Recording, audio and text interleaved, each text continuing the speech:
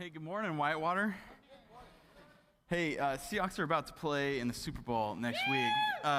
Good morning, Whitewater. We got to be more jazzed than this, right? Good to see you all.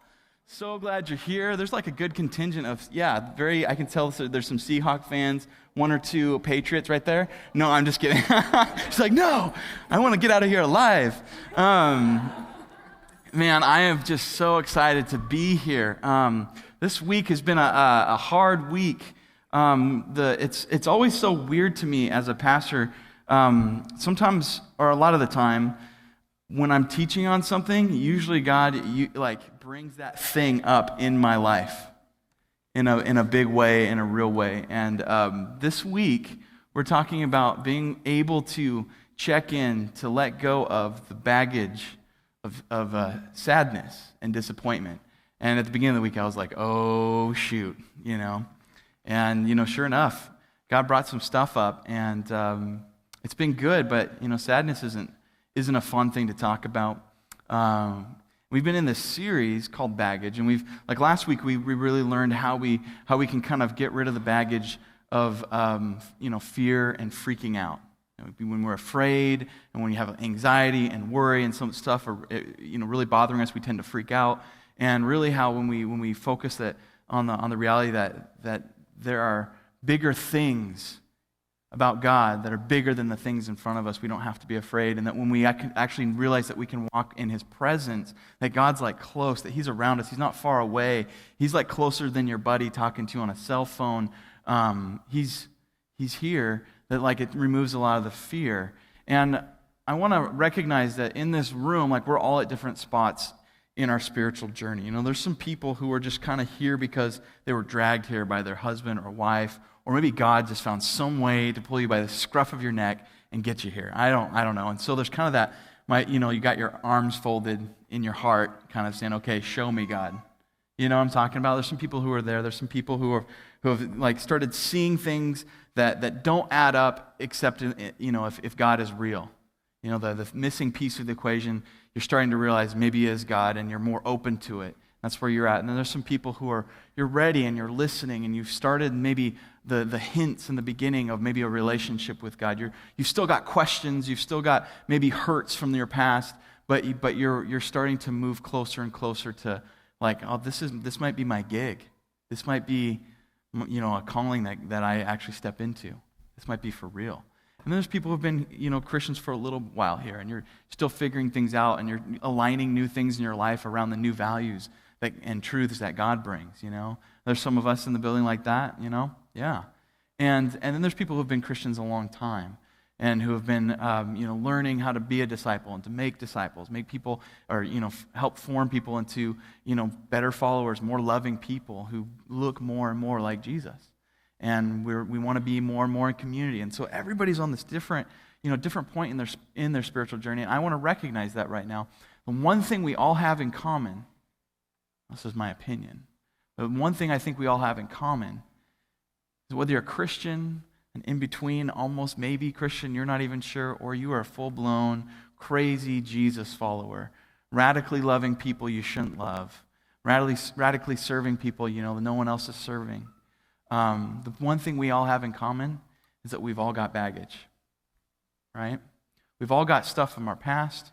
We've all got hurts from our past. We've all got things going on now that has created baggage in our life. And, whenever you go to an airport, you see everybody has baggage. And I think that's the cool thing, is that Jesus sees the world and He sees like kind of a huge airport, and everyone's got baggage. Some people have really flamboyant neon yellow baggage, because they're still stuck in the 80s.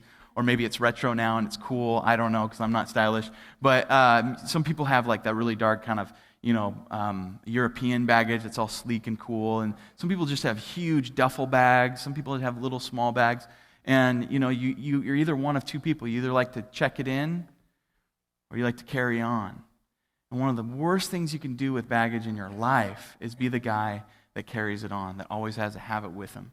In real life, I love to carry on. I mean, it makes it quicker, faster, better. But in life, if we just carry our baggage, hurts, unforgiveness, pain, and today, as we're talking about sadness, then we're setting ourselves up for a whole world of hurt, because that gets heavier and heavier and heavier, and it's harder and harder to carry. It's harder and harder to bear on our own. It starts leaking out, and our baggage, we start actually putting it onto other people. Have you ever noticed that? That's the thing about baggage. It just keeps getting bigger and bigger and bigger, and we start putting it on other people, and they have to start bearing. Our kids have to bear the baggage that we have, and we hand it to them, and sometimes they carry it their whole life. Becomes a pattern, a baggage pattern that's just like you hand to them. My anger problem, the sadness issue, the lack of making decisions, the lack of wisdom, I'm going to hand that off to you. And we don't want to do that, but we don't know what to do with the baggage, so it gets heavier and heavier, and people start taking it from us, and we start giving it to them. Our coworkers, our friends, the ones we're closest to. Have you noticed that? The ones that we can hand the most baggage off to, the ones that we can even hurt the most. Man. So the question I want to be answering today is, how do we let go? How do we check in the baggage of sadness and disappointment? Sadness and disappointment. And I want to be really real with you guys today, just with what's going on in my life. I'm not a perfect person. By the grace of God, I've been forgiven. I'm loved by Him, and that just has changed my life. But I in no way, just because I'm up here talking with a Bible in my hand, does it mean that I'm better or know more than you. Or do I handle my baggage, any better than you? I struggle, and I want to really explore together what that looks like. What the Bible teaches us about how to get rid of the baggage of sadness and disappointment. All right. So we're going to be in Psalm chapter 31. We're going to be going through verses 9 through 15. I think these verses are really important. And the Psalms is this book, this compilation of poems and expressions of joy and sadness and love and beauty, and it's like this beautiful book. It's amazing, and it's written largely by this guy named David, who had this life where he went from shepherd to hunted man, fugitive to king, and rule over the most powerful nation in the area, and then he was a warrior king, and then he messed up and he sinned. I mean, he did the worst thing you could possibly think of and had adultery, and then he lost his family, and then he became a fugitive again.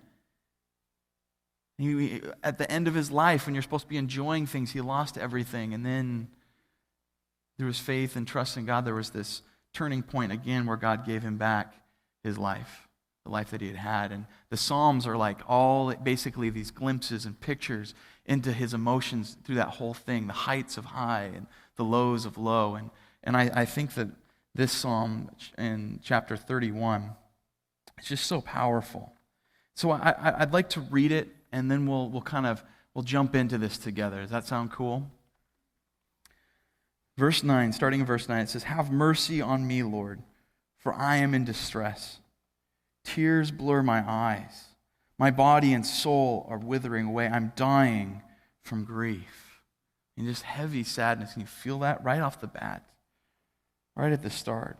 I'm dying from grief. My years are shortened by my sadness. Sin has drained my strength, and I'm wasting away from within. I'm scorned by all my enemies and despised by my neighbors. Even my friends are afraid to come near me. When they see me in the street, they run the other way.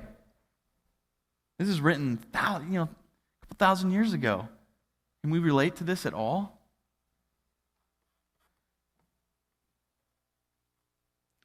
I have heard that there are many rumors about me, and I'm surrounded by terror, and my enemies conspire against me, plotting to take my life. In verse 14, it says this, "But I am trusting you, O Lord, saying, you are my God. My future is in your hands." That's where I'd like to stop. My future is in your hands. The big idea today is that to get through sadness, we need to have a relationship of gladness. I know that rhymes, it might sound silly, but it's the most simple, maybe even silly statement, but it's so powerfully true if we apply it to our lives. To get through sadness, we need a relationship of gladness, and this passage is going to explain this. I got a call this last week, and my grandparents are kind of hurting right now. My grandma had a heart attack. My grandma Novella, who my little girl is named after, sweet little old lady. I mean, when I say little, she's not even 5 foot. She's just super tiny but stout.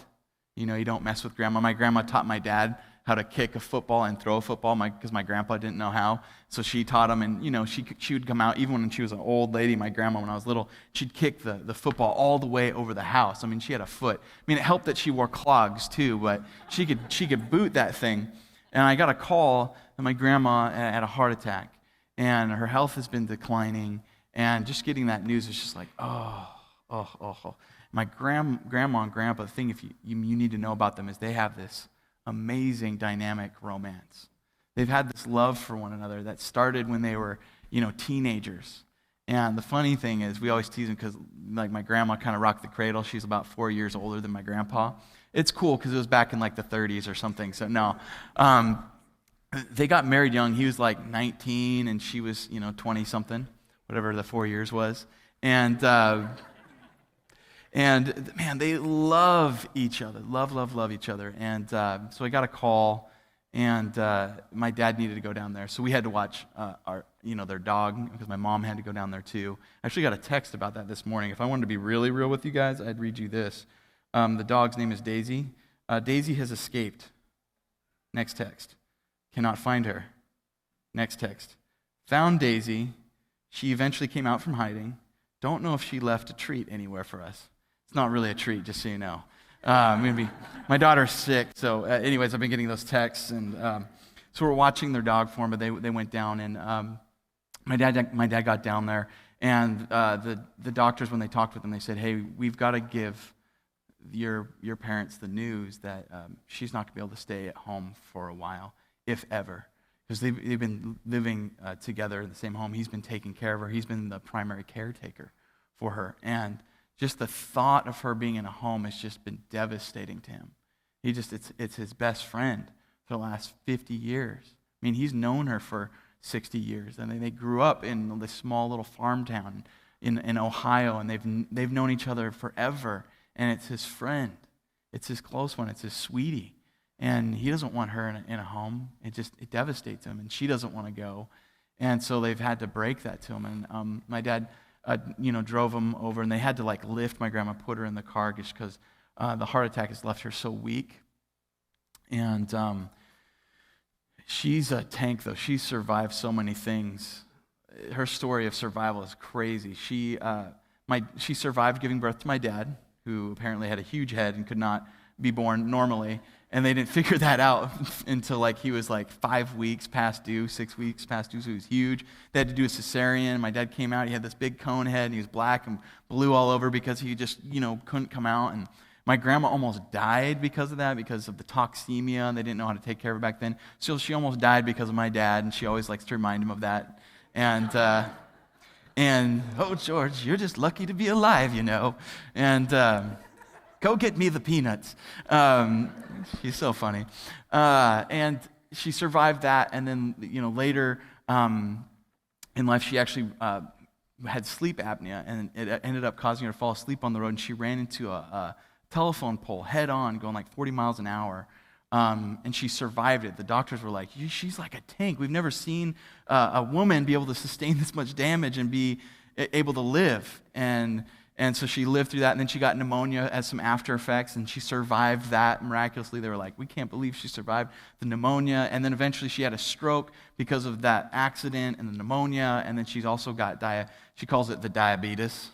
She's got diabetes, and she had that, and she survived a stroke and was able to come back mentally and emotionally from that. And she's been through a lot. She's lost her eyesight because of having to be on dialysis because of diabetes. Her body's shutting down. She likes to remind my dad, and she's like, my kidneys are shutting down because I had to give birth to you. You ruined my kidneys. And she survived all this, and now she had a heart attack, And so my dad's taking this woman who survived all these crazy things, and he takes her into the home where she can do some rehabilitation for 100 days, and then they'll see if she can go back home. But it looks like she's going to need at least someone to come help take care of her. And they brought her in. My dad said there were 3 beds and a TV in this room. And if you've ever been in a home, there can be super nice homes, but it is a place where people are facing death. Death is coming. It's not far away. That's the reality. There's all sorts of smells of SOS, covering the smell of urine, covering the smell of other things, the smell of medications, the sounds of IV bags being wheeled down the halls, just the kind of noises that if you're young, it doesn't make you feel comfortable. My brother, when he was about 16, walked into a place like that for, I think, the second time in his adult type of age, and he just couldn't stand it. He had to get out. He's like, I'm getting creeped out.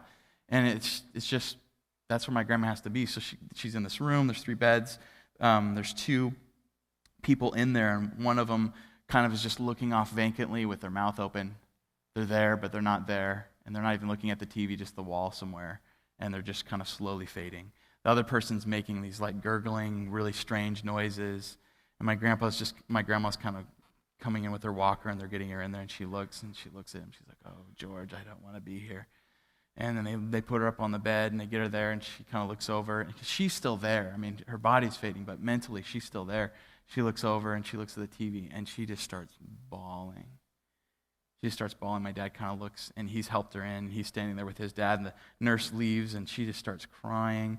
And my grandpa takes her hand and her arm, and she's got very fair skin, and her body's breaking down, and so they've had to use a lot of needles to help her through the heart issue, and her whole arm is just blackened from blood. It's like purple black in her hand, everything from all the needles and the IVs. And so my grandpa flipped her hand over and just started rubbing the palm of it, because that's the only part that, isn't damaged right now, and just was holding his sweetie's hand. My dad looked at it, and he just said he started getting tears. He couldn't hold them back. He just started crying because he had seen his dad do that for years when he was 4 or 5. He remember walking into the living room and seeing, his dad just holding his mom's hand, just kind of patting it, and just them looking at each other, just that deep love. My grandpa, he's told me, he's told my dad, he's told anybody who'd listen, he'd say, I've always wanted a love of my life. I just wanted to have a romance my whole life, and God gave her to me. And this is his wife, his best friend, and he just started bawling. I don't usually see my grandpa crying. My dad's telling me this on the phone. I'm just like, ugh. It makes me emotional. I'm thinking about it right now. It made me sad. It makes me deeply sad to think of, the life that is lived, that we all get to live. But there's things that disappoint us. There's things that change. There's things that come up, in our lives that disappoint. Usually it's a death of a dream, a death of a relationship, an actual death of a dear one, a loved one, or the potentiality of that, of someone being hurt or damaged, or a disappointment in some way, something not meeting the standard of what you were expecting. Your kid all of a sudden has this thing that you don't want him to have, and you don't want him to be labeled, so that other kids and other people label him this way. And those things that you have, and for men, it causes anger. First, have you guys noticed that? We're kind of taught, we'll be angry first. But usually if there's anger about something like that, it's usually because, if we're honest, we're really sad. We don't know how to express our sadness and just cry, or just be like, I'm really sad. We just get angry, and we'll slam things and throw things and go out on a huff, and we'll go on a walk, and you have the angry walk. But ladies really know it's the sad walk. There's something that's going on. You're really sad in here. You guys feel me on this?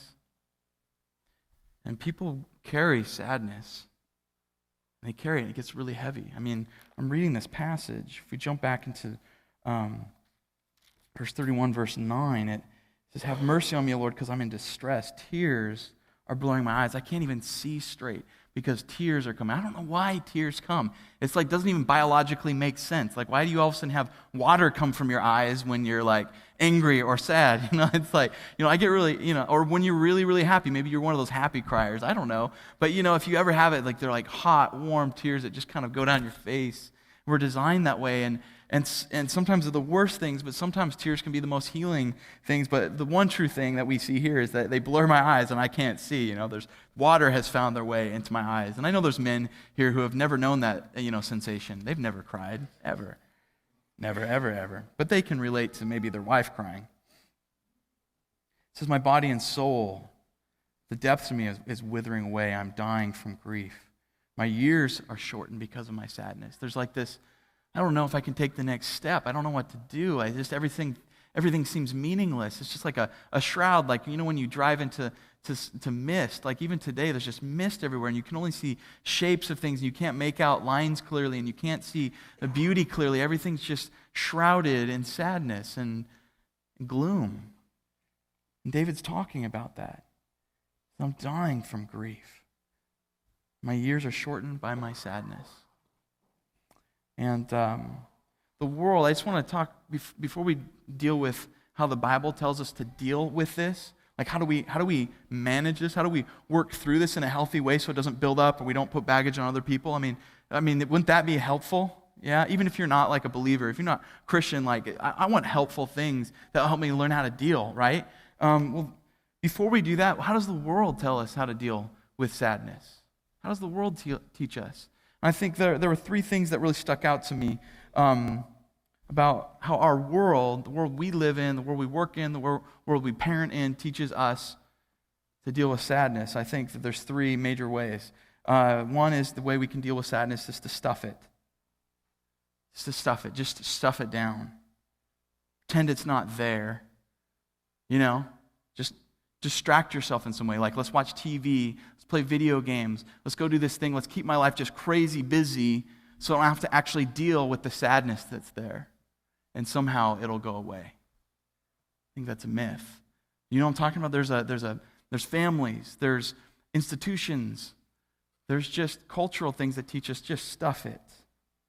Just don't worry about it. The second way in our culture is medicate it. Just medicate it. Numb the feelings of pain. Medicate it. Whether it's through prescription pills. And don't get me wrong, there's some kinds of sadness and depression that need medication. That need it. But it can't stop at just medication. You know what I'm saying? Medication is not a supplement for relationship. Medication is not a supplement for learning to emotionally express yourself properly. Medication does not just automatically remove the thing and the problem and the brokenness that has caused the sadness. Because sadness is always caused by the brokenness of the world we live in. It's always caused by the brokenness of the world we live in. It's the emotion that we feel. And sadness isn't altogether wrong. It's telling us that there is something wrong. And we want something to be right. And medication can't do that on its own. And sometimes people take it to that level where they're just doing meds, or they're jumping into alcohol. They're taking pills even on the side, or whatever they do to medicate and numb the pain so they don't have to deal with it.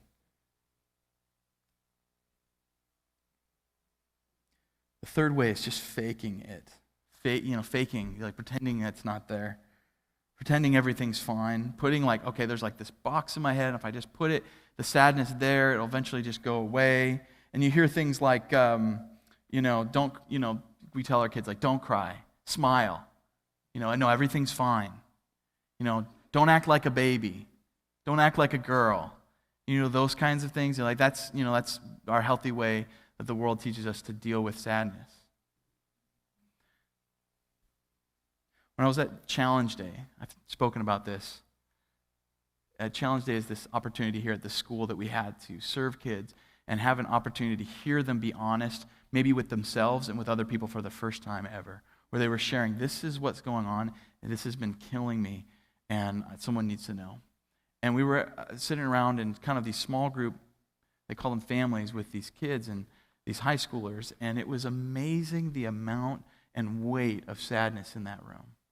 When we go around listening to each other, if you really knew me, you know that this happened. My uncle had this, or this person died, and this thing happened. We had ones that would share, and they would about there was this rumor that was spread about me, and it wasn't true, but it just kept coming back, and I didn't even want to go to school. And after I didn't even want to go to school, I kind of tried dropping out and skipping and not being around there, and then pretty soon I just felt well, what's the point? And then it led them to points of even cutting and hurting themselves because the sadness was so heavy and there was no place to deal with it.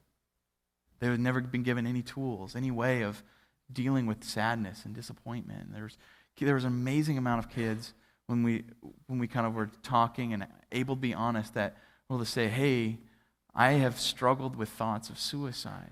I've struggled with thoughts of just ending it because I just don't feel like the clouds are going to go away. I just don't feel like they're going to leave. I think they're here to stay. You know, all of a sudden you're with these high schools and they're goofy and all this stuff at the beginning, and then it gets serious and you feel the weight of the reality of the brokenness of our world. And I mean, there were gals that were crying, that were just, I've never been able to tell my parents this. I've never told my friends this. If you really knew me, this is what's going on. And I think the weight of sadness in our world, it needs something other than just stuff it, medicate it, fake it. It's not going to work. I think we know that. So what does the Bible have to say about it? What does the Bible teach that's any different, that can actually be of any use to us? Not just like some pie in the sky idea that's out here that sounds really good, but something on the ground that actually helps us. Because if we stuff the pain, if we stuff sadness, it just leads to bitterness and anger. If we medicate it, it just leads to despondency, addiction, and ends up leading us to the other one where you just fake it. And if you fake it and you pretend like there's no sadness, it can lead to self-hatred, it can lead to thoughts of suicide, it can lead to just putting our baggage on other people because we are keeping it in here. So I want you to read this with me. Picking up in verse 12, it says, or verse 11, it says, I am scorned by all my enemies and despised by my neighbors, and even my friends are afraid to come near me. And when they see me on the street, they run the other way. When you're sad, when you're bummed out, doesn't it feel like that? You feel alone. Feel like, everyone's kind of walking on the other side of the street. You walk into a room, and you don't really want to share. You don't want to share your feelings, and it's just a miserable place. It says, I've heard the many rumors about me. I'm surrounded by terror. My enemies conspire against me, plotting to take my life. Like David actually had people trying to take his life. And many of us might not be able to relate to that, but the sadness, we definitely can. Verse 14, it says this. I want you guys to pick this up. It says, but I am trusting you, O Lord, saying you are my God. My future is in your hands. You're my God. I trust in you. And this is one of the most important antidotes to sadness. This is something that will change your life. It's the reality. If you want to get through sadness, you need a relationship of gladness. When he says, I trust in you, O Lord, you are my God, he's saying, I have a relationship with you, and I'm going to tell you about my issues. I'm going to be able to vent. I'm going to be able to let it out. I'm not going to keep it in. I'm not going to just self-medicate. I'm going to get it out. I'm going to talk with you. And when you have a relationship with someone that you trust, if they really know all the baggage you're carrying, they still love you and they still accept you, and you can talk to them, that's one of the most important, crucial pieces to being able to let go of the baggage of sadness, is that you can actually express and talk to it and talk about it in a relationship of trust. My wife is so good at reading me. She can tell like when I've got the kind of angry, frustrated thing, and she's like, hey, what's going on? I'm like, frustrated about this, about this. She's like, yeah, but what are you feeling? I'm feeling frustrated. And she's like, why are you feeling frustrated? Because you're asking me frustrating questions. Quit doing that. And she's like, whoa. Are you sad about something? No. Sad? Babies are sad. Novella's sad. George isn't sad. I start talking about myself in the third person a lot. And what are you sad about? And then, my wife, she's just so good at drawing it out of me. I guess I'm kind of bummed about this. You have to use another word, bummed. It's more masculine, apparently. I'm bummed about it. All of a sudden I start expressing it. And she's like just listening. She's not like sometimes she'll offer advice, but usually she just listens for a while. And we talk it through, and it's just, I'm getting it out. And then when I can notice that about her, I'm like, what are you sad about? And it's this trusting relationship where we can just talk. To get through sadness, you need a relationship of trust, of gladness. It says, my future is in your hands. In 15, there's this trust, there's this joy, there's this hope that he's talking about. And when I say you need a relationship of gladness, this is what I'm talking about. Gladness, biblically, I know it's a word that we don't use all the time. We don't use like, I'm super glad right now. We don't use that, but in the Bible, all the way through the Psalms, all the way through Scripture, gladness is really the joy of the Lord. It's this overwhelming excitedness, this joy and thankfulness for the vitality and the life and the gifts that God has given us. Gladness is like the moment that you see your kid about to run across the street, and you're like, no, there's a car coming, and some stranger grabs your kid and pulls him and says, no. And the car goes, boom, and your kid's still there, safe and sound. The feeling you have is gladness and thankfulness and joy because they're still there. The thing that could be broken, the person that could be hurt is okay, and you're thankful. And the thing is, we live in a broken world. That's the cause of the feelings of sadness. Things don't match up. Things don't pan out. Things die. Death of dreams, family, friends happen, and we face those things, and they can be overwhelming, and it grows up. Like we had this plant grow up in our house a few years ago. It grew up, and I noticed there's this vine that was going all the way down the wall and down through our floor into the underneath the depths of the bowels of our house. And I was like, shoot. And Sarah saw it, and she's like, I want that out. And so I was like, I got it. I went, took some scissors, cut it, pulled it off, and it was good. But it had roots. It had a root system that I hadn't taken out, and it kept growing. And when you just try to stuff it, when you just try to pretend it's not there, fake it, when you medicate it, that's just trying to cut the little plant off. It's cutting the sadness off, trying to say, okay, I'll deal with it this way, this way, this way. But it's got roots, and you can't get rid of it unless there's some kind of gladness, some kind of thankfulness, some kind of joy that you can see that's greater than this thing.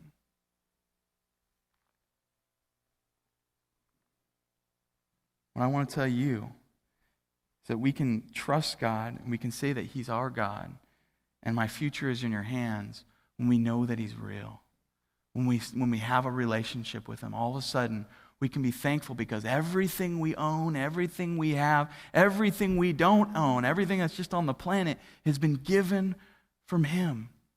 And so if we want to get through sadness, through a relationship of gladness, that means we have to be glad for our past. There's things in our past that we're bummed about, right? But there's things that God has done that has brought you here to where you're at. There are things that family and friends and your wife that you can be thankful for. That moment, that marriage, like that shouldn't have happened, and your friends were like, what were you thinking? And then it happened, and you're like, all your friends, you're like, haha, suckers, now I got the best wife ever. I'm not telling you that personal story. Everybody was happy for us, but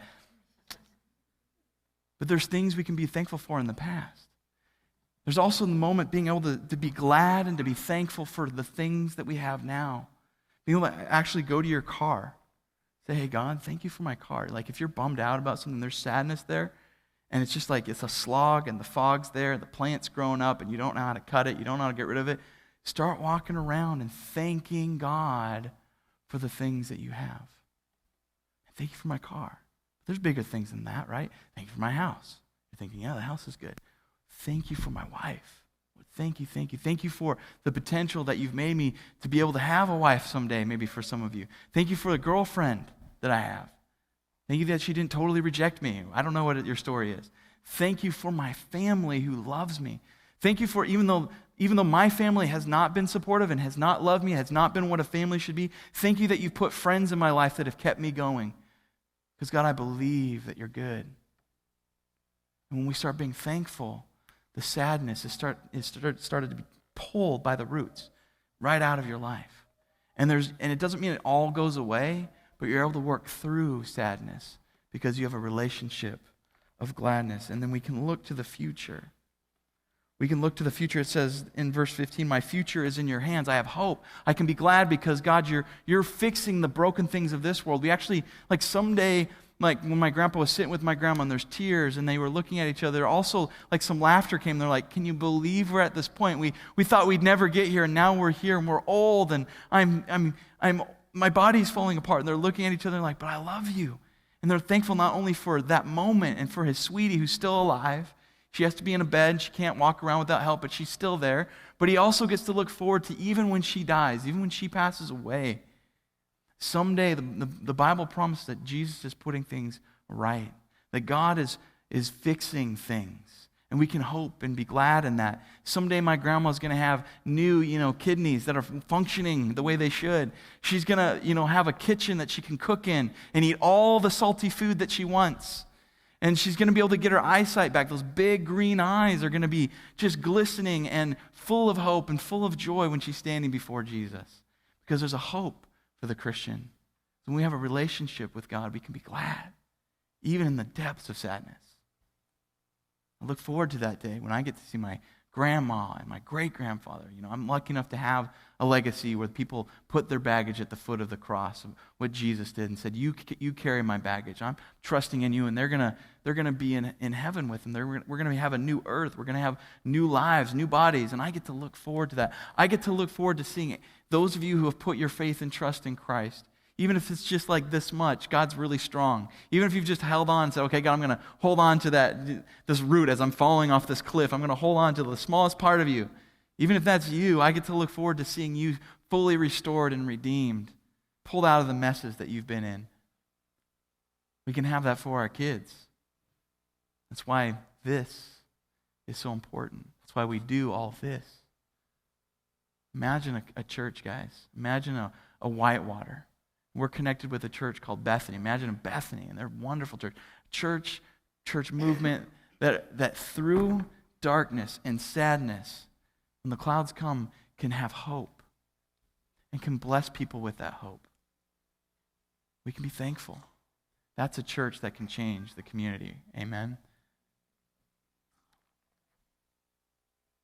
Psalm 68 says this, "Praise be to the Lord, to our God, our Savior, who saves us, who daily bears our burdens." Who daily bears our burdens. Hebrews 12:2 says this, "For the joy set before him," this is talking about Jesus, "for the joy of redeemed, forgiven people who are going to be in the kingdom, people who are going to be in heaven, people who are handing over their sadness and their junk and their garbage and their sin and all that. They're saying, God, you take it, make me into the person, make me into the man, make me into the woman that you created me to be. God, I give my life to you. I give care and control of everything to your hands."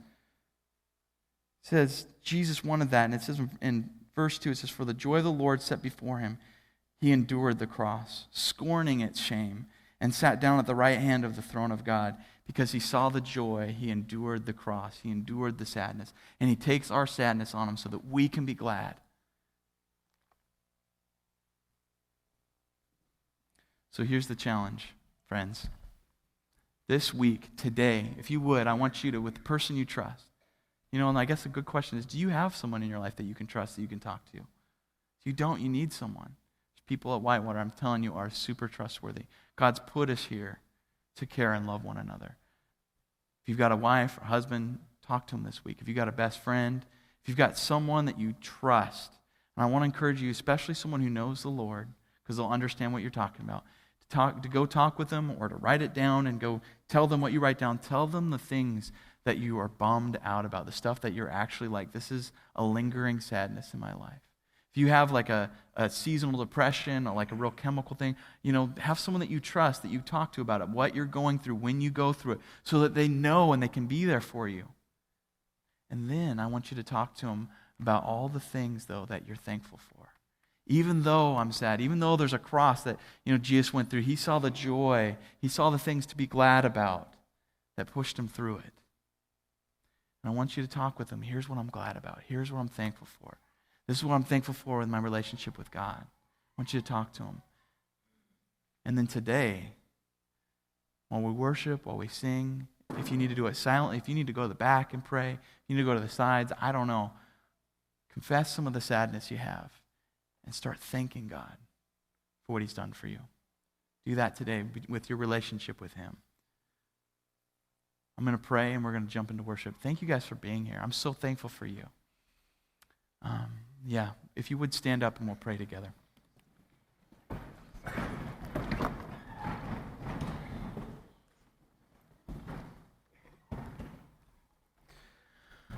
Father God, we thank you so much for sending your Son, Lord, and that Psalms teach us that you bear our burdens every day, Lord. If we would see it, if we would know it, and you bore all of our burdens clearly through the cross. When Jesus was having to carry the cross on that mountain of death, Lord, and he was going up to be crucified, to be murdered.